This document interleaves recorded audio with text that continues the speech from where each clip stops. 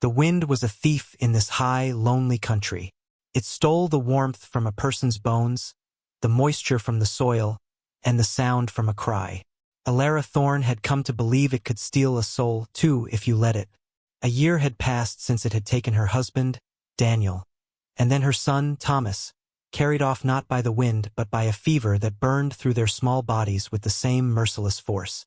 Now, she was all that remained, a solitary figure tethered to a plot of land that remembered their laughter in the rustle of its dry grasses. The homestead was a shell, and she its hollowed-out occupant. Each day was a ritual of survival, a litany of chores performed with the numb precision of a sleepwalker.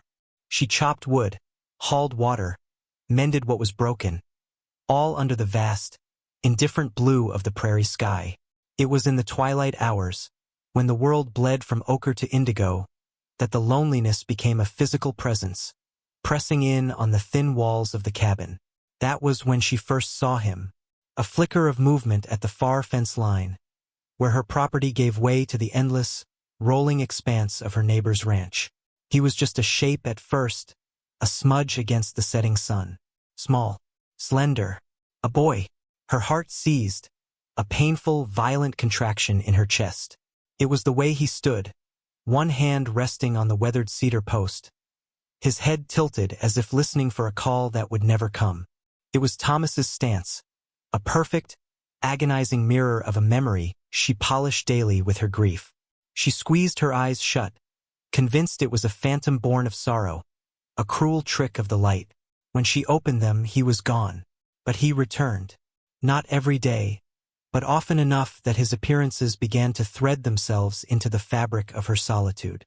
He never came closer, always remaining at the boundary, a faded figure in clothes the color of dust. He was thin, so terribly thin, his form seeming to waver in the heat haze or the evening chill. He looked like a photograph left too long in the sun, his features bleached of life, his presence ethereal. Was this what losing one's mind felt like? A slow erosion of reality, replaced by the ghosts of what you loved most? Fear, cold and sharp, began to vie with the impossible, treacherous hope that bloomed in her heart. She never called out. The words were a knot of thorns in her throat.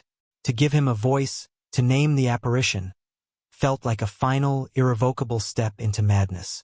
So she watched, her breath held captive in her lungs, until he would dissolve back into the landscape, leaving her more alone than before. The world had shrunk to the size of this terrible vigil. The silent woman in the cabin and the faded boy at the fence. The crunch of hooves on gravel startled her from her work one afternoon. A rider was approaching, a broad-shouldered silhouette against the stark horizon.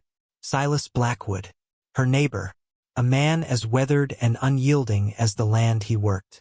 In the year since Daniel's death, their interactions had been limited to a curt nod across the distance, a silent acknowledgement of shared geography. He was a widower himself, a fact the local gossips had whispered with a mixture of pity and speculation. He kept to himself, his sprawling ranch a kingdom of solitude that dwarfed her own small holding. Seeing him ride deliberately toward her cabin sent a tremor of unease through her. Men did not come calling on a widow without reason, and few reasons were good. He reined in his horse a respectable distance from her porch, dismounting with a slow, deliberate economy of motion. He was not a tall man, but solid, rooted to the earth. His face was a map of sun and hardship, his eyes a pale, clear gray that seemed to miss nothing. He held the reins in one hand, his posture communicating a quiet patience that was somehow more unnerving than aggression. Mrs. Thorne, his voice was low, rough like unplanned wood. "Blackwood," she replied, her own voice tight. She did not invite him closer. She stood her ground by the woodpile, the axe handle slick in her palm. They stood in silence for a long moment, the ever-present wind whispering between them, carrying the scent of pine and dust. He wasn't looking at her, but past her, his gaze fixed on the sagging section of fence that bordered the northern pasture. "That post is rotted through," he said, not as a criticism, but as a simple statement of fact. A hard winter will bring the whole line down. Elara's chin lifted. I'm aware. Takes more than one pair of hands to set a new post proper. He finally met her eyes, and she saw not judgment, but a flat, unadorned comprehension. He saw her struggle. He saw the fraying edges of her carefully constructed independence. The observation left her feeling exposed, her pride a raw nerve. Before she could form a sharp reply, he walked to his horse, unstrapped a small bundle from behind his saddle, and set it on the edge of her porch. 2 rabbits, cleaned and dressed. Wind's turning, he said, turning back to his horse. Cold snap is coming. He swung himself into the saddle, his movements fluid and certain. He was about to ride off when he paused, his gaze drifting toward the far fence line where the boy always appeared. A shadow passed over his face, a flicker of something unreadable. Saw a boy, he said, his voice softer now, almost hesitant. Out by the ridge. Looked. Lost. Elara's blood ran cold. She could not speak, could not breathe. He thought her a fool or worse, negligent. He knew. He's a thin thing, Silas continued, his eyes still distant. Familiar, somehow. He looked back at her then, his expression serious, the hardness in his features softened by a current of what looked like shared sorrow. When I saw him, he put me in mind of your Thomas. The spitting image of the boy you buried. The words struck her not as an accusation, but as a confirmation. It was real. He had seen him too.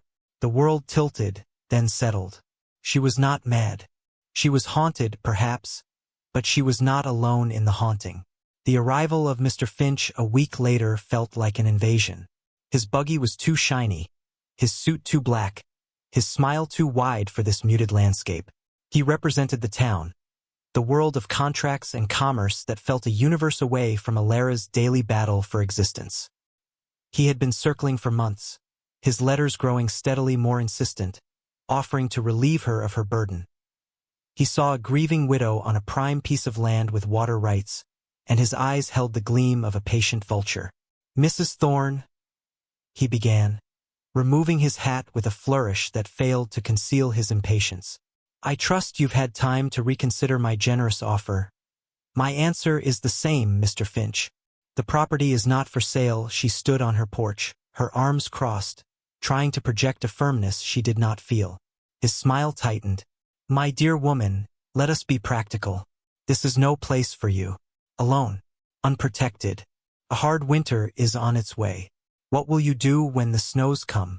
When a fence breaks? When supplies run low? Each question was a sharp jab, designed to highlight her every vulnerability. His gaze swept over the homestead with dismissive appraisal, lingering on the patches on the roof, the peeling paint of the cabin. It was then that Elara saw him, beyond Finch's shoulder. Standing at the edge of the sparse woods that bordered the yard, was the boy. He was closer than ever before, his small, pale face a stark oval in the shadows of the pines. He watched them, silent and unmoving. Finch followed her gaze, a sneer twisting his lips. What is it? Seeing ghosts in the daylight now? Or are you simply letting vagrant children wander your land? Proves my point, madam. This is an untamed, unsafe place for a woman in your delicate position. The condescension in his tone was a spark to dry tinder. A cold fury, clean and bright, burned through Elara's fear. But before she could speak, the sound of an approaching horse cut through the tension. Silas Blackwood rode into the yard, his presence instantly shifting the balance of power. He didn't dismount immediately but sat astride his horse, a silent, imposing figure who regarded Finch with an expression of profound disinterest. Everything all right here, Mrs. Thorne? He asked, his voice calm and level. Finch puffed out his chest. This is a private matter. Blackwood's Silas ignored him completely, his pale eyes still on Elara. His quiet question offered her a shield, a choice. Mr. Finch was just leaving, Elara said, her voice steady for the first time. Finch's face flushed a dull, angry red. He shot a venomous glare at Silas, then at Elara. You are making a mistake, he hissed. A grave mistake. This land will be mine, one way or another. He clambered back into his buggy and cracked the whip, sending dust and gravel flying as he retreated. The silence he left behind was heavy. Silas finally dismounted and walked toward her. His gaze followed hers to the edge of the woods, but the boy was gone. "He comes close when there's trouble," Elara said, the words barely a whisper. "I've seen it," Silas replied. He looked at her, a deep line creasing his brow. "I've been asking around. Some folks passing through from up north. They spoke of a settlement near Stone Creek. Wiped out by the same fever that came through here last year. Left a handful of orphans scattered to the winds." He paused, letting the weight of his words settle. "He's no ghost, Mrs. Thorne. He's just a boy with no one. The resemblance to your son. It's just God being cruel, I suppose. Or a sign we're meant to do something in that moment." The spectral image of her son that had haunted her for weeks finally dissolved, replaced by the gut-wrenching reality of a living, breathing child, alone and starving. They found his shelter 2 days later, tucked into a rocky crevice concealed by a thicket of overgrown juniper. It was a miserable den, a shallow scrape in the earth lined with dry leaves and insulated with stolen scraps of burlap. A small, smokeless fire pit held the gray ghosts of old embers. The boy was inside, curled into a tight ball, his body racked with a feverish trembling. His face, up close, was even more like Thomas's than Elara could have imagined. The same sweep of dark hair, the same delicate jaw, but his eyes, wide with fear and clouded with sickness, were his own. Seeing him so small, so utterly vulnerable, shattered the last remnants of Elara's paralysis. The grief for her own son did not vanish, but it transformed. The hollow ache became a fierce, roaring fire of purpose. This was not a ghost to be mourned. This was a child to be saved. She knelt at the entrance of the shelter, her movements slow and gentle. "It's all right," she murmured, her voice soft. "We're not going to hurt you." Silas stood back, giving her space, his presence a silent, steady anchor. He had brought a canteen and a heavy wool blanket. The boy flinched as she reached for him, but he was too weak to resist. His skin was hot and dry to the touch. Elara gathered his slight frame into her arms, the feel of him, so fragile and bird-like, sending a pang through her heart. He weighed next to nothing. She wrapped him in the blanket Silas provided, and together, they carried him back to the cabin. The days that followed were a blur of quiet, focused work. They nursed him through the fever, bathing his forehead with cool water, coaxing spoonfuls of thin broth between his chapped lips. Elara did not sleep, sitting by his bedside, listening to the strained rasp of his breathing. In the dim lamplight of her cabin, watching over this child, she felt the frozen parts of herself begin to thaw. Silas was a constant, quiet presence.